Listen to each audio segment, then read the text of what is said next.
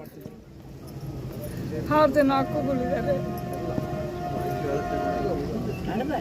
ಈಗ ಸದ್ಯಕ್ಕೆ ಮಾತಾಡಮ್ಮ. ಎಲ್ಲ ಇವರಿಂದ ಅವರು ಪುನರ್ಗತಿ ಅನ್ನ ಹಾಕಿರೋದು ಮೇಡಮ್ ಅವರು ಇವತ್ತು ಮೆಚ್ಚಬೇಕು ನಾವು.